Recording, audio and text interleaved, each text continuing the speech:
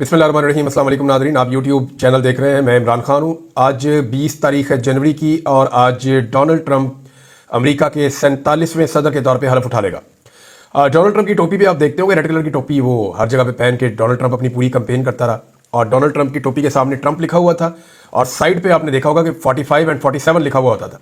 पाकिस्तान में कई लोग ये कहते थे कि ये फार्म 47 और फार्म 45, और कुछ लोग पूछते थे कि ये किस लिए है। तो देखें, वो 45वां सदर था अमेरिका का और 46 यानी 46वां सदर जो बाइडन बना। डोनाल्ड ट्रंप ने कहा कि उसके साथ धांधली हुई है और अब दोबारा डोनाल्ड ट्रंप मुंतखब हो गया, तो वो 47वां सदर है अमेरिका का। डोनाल्ड ट्रंप आज के बाद अमेरिका के सदर होगा। जो बाइडन जो है वो चला गया और जो बाइडन का जो सहारा पाकिस्तान की एस्टेब्लिशमेंट को और हुकूमत को मैसर था वो अब मौजूद नहीं रहेगा। बैरूनी दबाव बढ़ता चला जाएगा। अमेरिका के अंदर एक कांग्रेशनल मीटिंग आ रही है, ये 22 तारीख को आ रही है। पहले आप देख लें कि डोनाल्ड ट्रंप की जो टीम है वो किस नौयत की है और इस टीम के ख्यालात किस नौयत के हैं। देखिए, क्या वाकई में पाकिस्तान के ऊपर ये दबाव आएगा, ये सवाल सबसे ज्यादा पूछा जाता है। यानी अमेरिकन दबाव को तो कोई भी तस्लीम नहीं करता, पाकिस्तान में कोई भी अच्छी नजर से नहीं देखता, लेकिन इंसानी हकूक की जो खिलाफ वर्जियां और पामालियां जो हुई हैं जो बाइडन के आशीर्वाद से जो पाकिस्तान की रियासत ने पाकिस्तान के शहरियों के साथ किया है, उसके नतीजे में एक रिएक्शन पैदा हुआ है। और अगर अब उस तरह की सपोर्ट मैसर ना हुई तो फिर वो सब कुछ नहीं किया जा सकेगा। क्या जो बाइडन से मुख्तलिफ होगी डोनाल्ड ट्रंप की पॉलिसी, ये पाकिस्तानियों के अंदर सबसे बड़ा सवाल ये है। डोनाल्ड ट्रंप की टीम को अगर आप देखें तो पीट हेग्सेट ये उनका जी सेक्रेटरी ऑफ द डिफेंस है, उसके बाद तुलसी गैबर्ड ये डायरेक्टर ऑफ नेशनल इंटेलिजेंस है, मार्को रूबियो इसको बहुत सारे लोग जानते होंगे पहले से भी, ये सेक्रेटरी ऑफ द स्टेट है और ये बड़ा इंपॉर्टेंट ओहदा है। मार्को रूबियो के बारे में मैं आपको ये बताऊं कि ये पाकिस्तान के लिए और बहुत सारे और मुल्कों के लिए मुश्किलात पैदा करेगा, क्योंकि इसकी पॉलिसी जो है वो बहुत ही एंटी एस्टेब्लिशमेंट टाइप की इसकी पॉलिसी है। क्रिस्टी नोएम ये सेक्रेटरी ऑफ होमलैंड सिक्योरिटी, काश पटेल को FBI डायरेक्टर तैनात किया गया है अब तक की इत्तला के मुताबिक। जॉन रैटक्लिफ ये CIA डायरेक्टर होगा और माइकल वॉल्ट्स ये national security adviser Donald Trump का, और एलिस स्टेफनिक ये यूनाइटेड नेशन की मेंबर है, अमेरिका की जानिब से डोनाल्ड ट्रंप ने इनको तैनात किया। और इसके अलावा कैरोलिन लेविट ये व्हाइट हाउस प्रेस सेक्रेटरी होगी, जैसे कि व्हाइट हाउस के अंदर से जो स्टेटमेंट जारी होते हैं वो यहां से होंगे। और रिचर्ड ग्रेनल ये special envoy to the president है और बहुत सारे ओहदे भी हैं, लेकिन ये वो हैं जो पाकिस्तान के ऊपर कम से कम इंपैक्ट डाल सकते हैं या बैरूनी मामलात को ज्यादातर देखेंगे। अब अगर इन लोगों की मुश्तरका खसूसियात निकाली जाए कि इनके अंदर कौन सी चीजें हैं जो एक जैसी हैं, और वही चीजें डोनाल्ड ट्रंप में जिनकी बुनियाद के ऊपर ये सारी टीम इकट्ठी हो गई है, हम ख्याल लोगों की टीम बनती है ना। एक तो ये सब लोग जो हैं वो डीप स्टेट एक्टर्स के या एस्टेब्लिशमेंट की मुदाखलत के बहुत खिलाफ है। और अमेरिका में ये इलेक्शन लड़के आए हैं वहां की डीप स्टेट के, यानी इन्होंने अमेरिकन एस्टेब्लिशमेंट को शिकस्त दी है और जहां जहां पे अमेरिकन एस्टेब्लिशमेंट ने गंद मारा है ये वहां के बारे में भी उसी तरह की राय रखते हैं। पाकिस्तान के बारे में आप इनकी राय पहले ही सुन चुके हैं और इमरान खान साहब के बारे में भी डोनाल्ड ट्रंप से लेकर बाकी इनकी टीम की जो राय है वो अब तक तो आपके सामने है।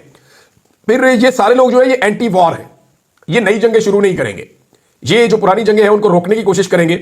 ये हथियार के बजाय अपना हथियार बनाएंगे, पाबंदियों को और दबाव की पॉलिसी इख्तियार करेंगे, यानी दुनिया के ऊपर पाबंदियां लगाएंगे, उनके ऊपर दबाव डालेंगे और इन चीजों को बतौर वेपन इस्तेमाल करेंगे। ये भारत की तरफ इनका झुकाव रहेगा।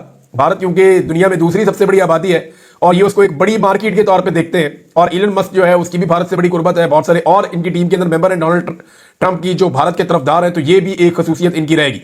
इंसानी हकूक के मामले में ये सख्त पॉलिसी रखेंगे। वैसे भी अमेरिका की जो फॉरेन पॉलिसी है वो खुद ये कहते हैं कि जनाब हमारी जो बुनियाद है उसकी वो इंसानी हकूक है। हालांकि इंसानी हकूक के मामलात में अमेरिका से भी बहुत शिकवे और शिकायतें पूरी दुनिया को रहते हैं और बहुत सारी ऐसी मिसालें माजी में मौजूद हैं। बाद हम बात कर रहे थे डोनाल्ड ट्रंप की टीम की, तो डोनाल्ड ट्रंप की टीम के अंदर ये मुश्तरका खसूसियात हैं इन सारे लोगों के अंदर, और ये लोग क्या कर सकते हैं ये पता चलेगा। क्या ट्रंप के साथ पाकिस्तान की जो इस वक्त मौजूदा हुकूमत है उन्होंने कोई वर्किंग रिलेशन बना लिया है या ट्रंप की टीम तक उनकी रसाई हो गई है? तो अब तक की इतला के मुताबिक हुकूमत और एस्टेब्लिशमेंट दोनों बुखलाहट का शिकार है, यानी उन्हें खुद भी अभी तरह से कुछ आइडिया नहीं है कि डोनाल्ड ट्रंप उनको किस लेवल पे ले जाएगा या उन्हें किस तरह के हालात का सामना करना पड़ेगा। यानी उनके पास कोई हिंट नहीं है, बल्कि वो हम लोगों से और जो ओवरसीज है उनसे पूछते रहते हैं कि बढ़ेगा की। नवाज शरीफ साहब जो हैं वो तशरीफ ले गए थे अमेरिका और उन्होंने कोशिश की थी डोनाल्ड ट्रंप की टीम से या डोनाल्ड ट्रंप से मिलने की, लेकिन नवाज शरीफ साहब को वहां घास नहीं डाली गई और मियां साहब वापस से जो है वो बरतानिया पहुंच गए थे अमेरिका का नाकाम दौरा करके। अब अगर कोई इनके पास हिंट होता ना कि डोनाल्ड ट्रंप इनके साथ खड़ा हो जाएगा मौजूदा हुकूमत के साथ, जैसे जो बाइडन खड़ा हुआ था उस तरह की कोई सहूलत मिल जाएगी। देखिए, दो ही चीजें हो सकती है ना। डोनाल्ड ट्रंप एक जुए की तरह है मौजूदा एस्टेब्लिशमेंट के लिए। इनके पास 20% चांसेस है शायद डोनाल्ड ट्रंप इनकी तरफ आ जाए, लेकिन 80% इनको आइडिया है कि डोनाल्ड ट्रंप वहीं जाएगा जिस तरफ को उसका मुंह है, यानी जो अब तक असेसमेंट है वो उसी तरफ जाएगा। ये एक जुआ है। अगर वो मौजूदा हुक्मरानों के साथ जो बाइडन की तरह मिल गया और इनके साथ खड़ा हो गया तो पाकिस्तान तहरीक इंसाफ और इमरान खान साहब के लिए एक मुश्किल तरीन दौर का आगाज हो जाएगा और उनको मजीद जुल्म, जबर और फसादियत का सामना करना पड़ेगा बहुत लंबे वक्त के लिए। اور اگر ٹرمپ انسانی حقوق اور جمہوریت کے لیے ڈٹ گیا تو پاکستان کی اسٹیبلشمنٹ کے لیے تاریخ کا مشکل ترین دور شروع ہو جائے گا. یعنی اس اسٹیبلشمنٹ نے کبھی اتنا مشکل وقت نہیں دیکھا ہوگا, کیونکہ اگر عمران خان کو چھوڑتے ہیں تو بہت بڑی مصیبت کھڑی ہو جائے گی, اور اگر عمران خان کو نہیں چھوڑتے تو بھی ایک بہت بڑی مصیبت کھڑی ہو جائے گی. یعنی ایک ایسے دوراہے پہ کھڑے ہیں جہاں دونوں طرف کھائی ہے, آگے بڑھتے ہیں تو پھر کھائیے, پیچھے ہٹتے ہیں تو پھر کھائیے. لیکن میرے خیال میں پاکستان اپنا مسئلہ پاکستان کے اندر مذاکرات کے ذریعے سے حل کرے اور کسی نتیجے میں پہنچ جائے تو یہ سب سے بہتر آپشن ہو سکتا ہے. ڈونلڈ ٹرمپ کی طاقت کا آپ اندازہ یہاں سے لگا لیں کہ اس نے صدر کا حلف اٹھانے سے پہلے اسرائیل کے اندر جنگ بندی کروا دی ہے. یعنی فلسطین کے اوپر جو اٹیک کیا تھا اسرائیل نے, وہ جنگ بندی کروائی ہے. اسرائیل میں دباؤ ان کا کام کر گیا ہے. اسرائیل نے انسانی حقوق کی بہت ساری خلاف ورزیاں کی ہیں, اور اب ان کے وزراء جو ہیں وہ اس دباؤ کی وجہ سے ریزگنیشن دے رہے ہیں, ان کے استعفے آ رہے ہیں. نیتن یاہو کے اوپر بھی بہت زیادہ دباؤ ہے. نیتن یاہو ہمیشہ جو اسرائیل اٹیک کرتا رہا ہے غزہ میں یا ویسٹ بینک میں یا باقی علاقوں میں فلسطینیوں کے اوپر, وہ اس کو اپنا انٹرنل معاملہ قرار دیتا رہا ہے. لیکن انسانی حقوق کا معاملہ کبھی بھی کسی کا انٹرنل معاملہ نہیں ہوتا, چاہے وہ پاکستان میں ہو, چاہے وہ فلسطین کے اندر ہو, چاہے وہ کشمیر کے اندر ہو, چاہے وہ میانمار کے اندر ہو, چاہے وہ عراق کے اندر ہو, لیبیا میں ہو, شام میں ہو, دنیا کے کسی بھی علاقے میں ہو. انسانی حقوق کا معاملہ کسی بھی ملک کا اندرونی معاملہ نہیں ہوتا, اور امریکنز اپنی پالیسی انسانی حقوق کے معاملات کو رکھ کر بناتے ہیں, یا کم سے کم اس کو استعمال کرتے ہیں. ڈونلڈ ٹرمپ پاکستان میں صرف ایک ہی چہرے کو پہچانتا ہے, یہ بات سارے پاکستانی جانتے ہیں. یعنی یہ بات ابھی مشاہد حسین سید صاحب نے کی, لیکن یہ ایک ریالٹی ہے, اور وہ چہرہ عمران خان صاحب کا ہے. اور یہ ڈونلڈ ٹرمپ کا مسئلہ نہیں ہے, یہ پوری دنیا کے لوگوں کا مسئلہ ہے. آپ دنیا کے کسی بھی ملک میں ٹریول کریں, آپ یورپ چلے جائیں, آپ کسی اور جزائر پہ چلے جائیں, آپ ویسٹ انڈیز چلے جائیں, آپ سینٹرل ایشیا چلے جائیں, آپ ادھر یہ تھائی لینڈ سائڈ پہ چلے جائیں, بینکاک چلے جائیں, چائنا چلے, آپ دنیا کے کسی بھی ملک میں چلے جائیں, عرب ممالک میں آپ چلے جائیں, مڈل ایسٹ میں, آپ صرف پاکستان کا نام لیں گے اور وہاں کے لوگ عمران خان کا نام لیں گے. آپ عمران خان کا نام لیں گے اور وہاں کے لوگ پاکستان کا نام لیں گے. پاکستان کی اس وقت دنیا میں جو سب سے بڑی پہچان ہے وہ عمران خان ہے. پاکستان کے کسی وزیر اعظم کو لوگ نہیں جانتے. پہلے وزیر اعظم سے لے کر اب تک آپ سارے وزیر اعظم کے نام لے لیں, دنیا کسی کو نہیں جانتی, صرف عمران خان کو جانتی ہے. پاکستان کے کسی ڈکٹیٹر کو دنیا کے لوگ نہیں جانتے. آپ جس کا مرضی نام لے لیں, دنیا نہیں جانتی. نہ یحییٰ خان کو جانتے ہیں, نہ ضیاء الحق کو جانتے ہیں, نہ مشرف کو جانتے ہیں, نہ ایوب خان کو جانتے ہیں, کسی آرمی چیف کو نہیں جانتے. پہلے آرمی چیف سے لے کر عاصم منیر صاحب تک آ جائیں, آپ کسی کو نہیں جانتے. دنیا کو کوئی پتہ نہیں پاکستان کا آرمی چیف کون ہے, نہ انہیں پتہ ہونا چاہیے. نہ وہ صدور کو جانتے ہیں, نہ وہ صرف عمران خان کو جانتے ہیں. پوری دنیا کا مسئلہ ہے. یہی مسئلہ جو ہے وہ ڈونلڈ ٹرمپ کا بھی ہے, اور ڈونلڈ ٹرمپ جو ہے وہ پاکستان میں عمران خان کو جانتا ہے, اور وہ جب کبھی پاکستان کا ذکر آئے گا تو معاملہ اس طرف جائے گا. ڈونلڈ ٹرمپ کو پاکستانیوں نے ایک لیٹر بھی لکھا ہے, اور یہ جو دو ڈیولپمنٹس ہونے جا رہی ہیں نا, نمبر ایک تو میں نے آپ کو بتایا کہ کانگریشنل میٹنگ ہونے جا رہی ہے, یہ 22 تاریخ کو ہوگی اب تک کی اطلاع کے مطابق, اور اس میں امید کی جا رہی ہے کہ 8 سے 10 سینیٹر شاید شامل ہو سکتے ہیں. یہ ایک بہت بڑی کامیابی ہوگی اگر اتنی بڑی تعداد میں یہ جو میٹنگ ہے اس کے اندر کانگریس مین آ جاتے ہیں, تو یہ بہت بڑی کامیابی ہے اوورسیز پاکستانیوں کی. اور اس سے پہلے جو برطانیہ میں ہوا وہ بھی بہت بڑی کامیابی تھی کہ 15 ایم پیز آئے تھے جو پارلیمنٹری میٹنگ ہے اس کو لینے کے لیے. نارملی 2 3 4 ایم پیز اس سے زیادہ نہیں آتے, وہ اپنی اپنی پارٹی کی طرف سے ایک ایک 2 2 نمائندے آتے ہیں, وہ آ کر بریفنگ لیتے ہیں, وہ اپنی پارٹی کے اندر جو ہے وہ اس کے اوپر پھر بات چیت کر لیتے ہیں, جہاں موقع آتا ہے وہ اس پہ بات کرتے ہیں. لیکن جو پارلیمنٹری بریفنگ ہوتی ہے ان میں اتنے زیادہ لوگ نہیں آتے. یہاں جو کمیٹی بیٹھی 15 لوگ جو ہے وہ برطانیہ میں آئے تھے, اور اب اس کا ایک فالو اپ ہونے جا رہا ہے. وہ میں آپ کو بتاتا ہوں کیونکہ یہ معاملہ بھی رکے گا نہیں, اس کا فالو اپ ہونے جا رہا ہے, اور فردر کچھ چیزیں اور ہونی ہیں ابھی برطانیہ میں. یعنی نمبر ایک یہ ہے کہ فالو اپ ہونے جا رہا ہے, اور یہ تقریباً 144 ایم پیز ہیں برطانیہ کے جن کو کچھ رپورٹس بھجوائی جا رہی ہیں اوورسیز پاکستانیوں کی جانب سے. یہ جو رپورٹ تیار کی گئی ہے, میں نے رپورٹ دیکھی تھی, بڑی کمپریہنسو رپورٹ ہے. اور اگین یہ رپورٹ جو ہے وہ فرینڈز آف ڈیموکریٹک پاکستان جو تنظیم ہے انہوں نے بنائی ہے بڑی محنت کر کے. میں نے ان لوگوں سے بات کی, میں نے کہا جی آپ کا پاکستان تحریک انصاف سے کیا تعلق ہے؟ انہوں نے کہا جی تحریک انصاف سے اتنا ہی تعلق ہے کہ آج ان کا برا وقت آیا ہوا ہے, ہم پاکستان کے اور جمہوری پاکستان کے حامی ہیں. کل اگر یہ کوئی اور پولیٹیکل پارٹی ہوگی تو ہم اسی طاقت کے ساتھ کھڑے ہوں گے. ہم پاکستان تحریک انصاف نہیں, پاکستان کے ساتھ کھڑے ہیں, اور پاکستان میں جمہوریت کے علمبردار ہیں, ہم اس کے لیے کوشش کریں گے. ان لوگوں نے بڑا کلیئرلی مجھے یہ بات بتائی. اب وہ یہ کہتے ہیں کہ ہمارا ایک کامیاب پروگرام ہوا ہے اور زبردست پروگرام ہوا ہے, اور اس کے بعد جو فالو اپ رپورٹس ہیں وہ اب ہم بھجوا رہے ہیں تمام ایم پیز کو, 144 ایم پیز کو جاری ہیں. ان رپورٹس کے اندر 7 چیزیں ہیں جو انہوں نے مینشن کی ہیں. نمبر 1 وہ کہہ رہے ہیں جی 8 فروری کا جو الیکشن ہے اس کی ساری تفصیلات ہم نے اس کے اندر لگائی ہے. عمران خان کے کیسز ہیں اس کی ساری تفصیلات لگائی ہیں. اور اس کے علاوہ انہوں نے کہا جی کہ جوڈیشری اور ججز کے ساتھ جو کچھ ہو رہا ہے وہ بھی لگایا ہے, کمپرومائز ان کو کیا گیا. اسلام آباد کے اندر جو قتل عام ہوا 26 نومبر 2024 کو اس کی تفصیلات لگائی ہیں. اور جو جبری گمشدگیاں کی جا رہی ہیں, اغوا کیا جا رہا ہے پاکستانیوں کو, اس کی تفصیلات لگائی ہیں. اور اس کے علاوہ جو پولیٹیکل پرزنرز ہیں اور جو ملٹری کورٹس کے اندر ٹرائل ہوئے ہیں اس کی تفصیلات ساتھ لگائی جا رہی ہیں. اور 7واں اور آخری ایشو جو انہوں نے اٹھایا وہ میڈیا کی سینسرشپ ہے. پاکستان میں میڈیا کو دبا کر رکھا ہوا ہے, میڈیا اپنی مرضی سے رپورٹنگ نہیں کر سکتا. میڈیا والے خود کہتے ہیں, ہمیں بھی سر نکل کر کہتے ہیں اتنے مجبور ہیں ہم हम इमरान खान का नाम नहीं ले सकते, हम इमरान खान की फोटो नहीं दिखा सकते, इवन मलिक रियाज साहब का नाम भी नहीं ले सकते। तो मलिक रियाज साहब से मुझे याद आया, मैं कुछ चीज़ों की तहकीकात कर रहा था, जो पिछला केस है उसके बारे में, अलकादर यूनिवर्सिटी वाला, वो तो केस उड़ गया, उस केस के पल्ले कुछ नहीं रहा। अगर कोई भी, यानी ये मैं कानूनी माहिरीन की राय आपको बता रहा हूं, अगर कोई जज कोई फैसला लिखते वक्त किसी दूसरी अदालत के फैसले का रेफरेंस डाले तो वो पूरे फैसले का रेफरेंस होता है, उसके हिस्से नहीं होते। ये आप समझ लें। ऐसा नहीं हो सकता कि एक जज एक फैसले का रेफरेंस दे अपने फैसले में, तो ये मुमकिन नहीं है कि वो उसके एक हिस्से का दे और दूसरा हिस्सा छोड़ दे। ये फ्रॉड इस फैसले के अंदर किया गया है। राणा साहब ने जो फैसला लिखा उसमें यह काम किया गया है। अब वो पूरे फैसला, अगर तो आपने रेफरेंस उसका देना तो पूरे फैसले का देना है, और वो पूरा फैसला जो बता रहा है उसमें से चीजें छुपाई गई हैं जिसका फायदा इमरान खान साहब को होना था। अब वो चीजें सामने आ जाएंगी हाई कोर्ट के अंदर, तो दूध का दूध और पानी का पानी हो जाएगा।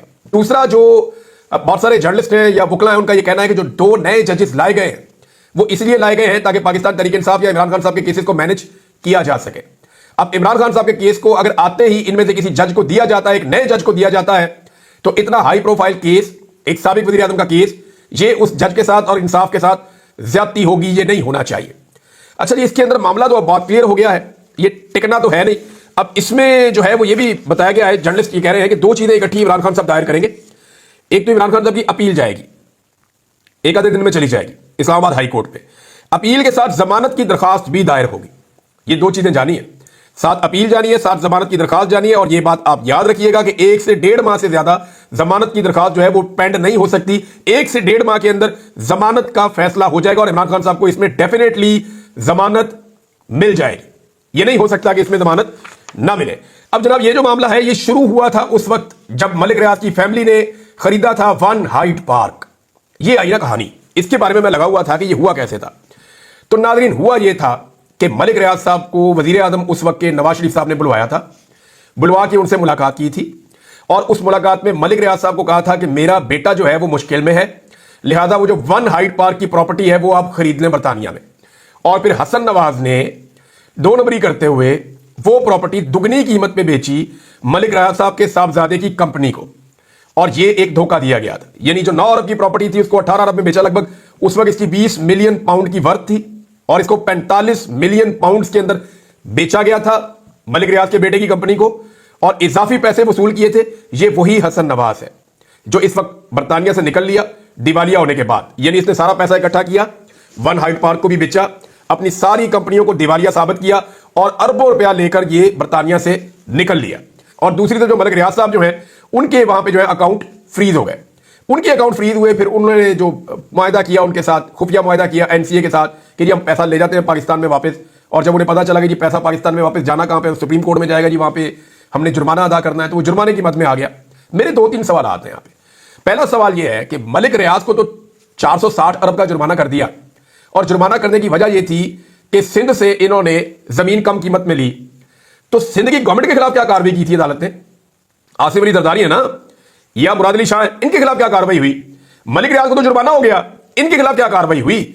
जिन्होंने ओने पोने या जिन्होंने नुकसान किया सरकार का, उनके खिलाफ कोई कार्रवाई नहीं हुई। उनमें से एक आज सदर और एक वजीर आला है। दूसरा, वन हाइट पार्क, जहां से यह कहानी शुरू होती है, नवाज शरीफ या उसके बेटे से किसी ने सवाल पूछा या वहां कोई कार्रवाई हुई? और तीसरी बात यह है, ये तो अल मशरिक बैंक है, उन्होंने खुद स्टेटमेंट दिया हुआ है आके, डायरेक्ट वहां जो उनका सीईओ है उसने आकर बता दिया था कि जनाब ये पैसे मलिक फैमिली के हैं, वो खुद अपनी मर्जी से पाकिस्तान में लाके अपना जुर्माना पे कर रहे हैं।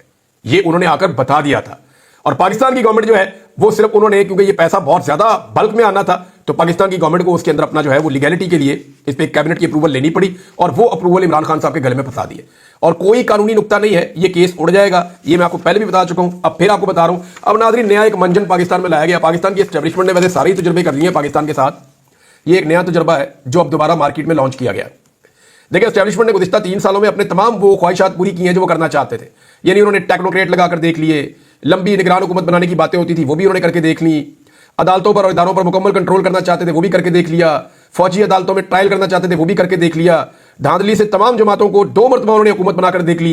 यानी वो चाहते थे कौमी हुकूमत तश्कील दी जाए, सारी जमातें पीटीआई को निकाल के उन्होंने इकट्ठी कर दी, सारी जमातें इकट्ठी की ना, 11-12 जमातें मिला के उन्होंने हुकूमत बना दी थी पीडीएम की, सारे उसके अंदर बैठे हुए थे। फिर भी पाकिस्तान की मईशत का बेड़ा गर्क हुआ था।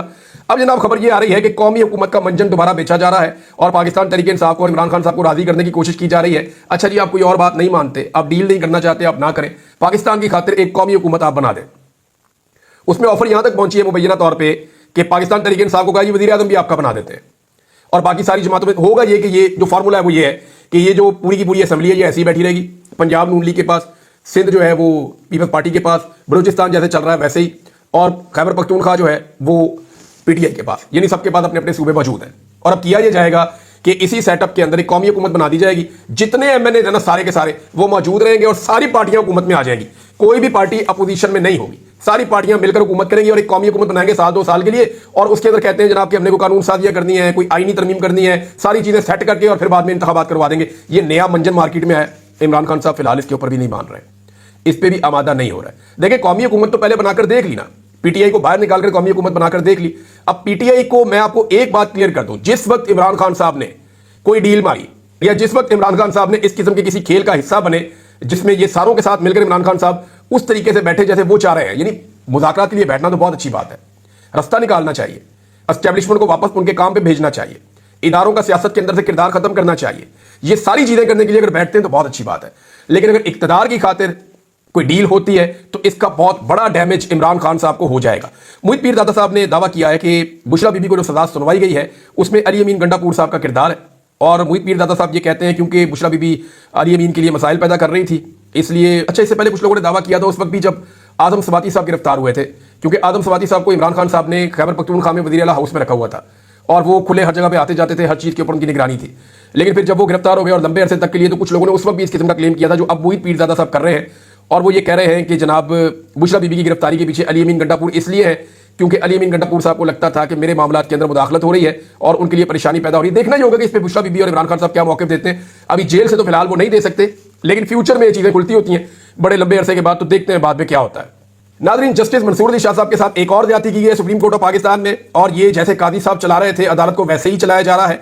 यानी इस बार कादी फायद ईसा नहीं, जस्टिस याया अफरीदी है। सुप्रीम कोर्ट के अंदर एक बार फिर तफरीक बढ़ सकती है, ये सवाल उठाया है मरियम नवाज खान साहिबा ने।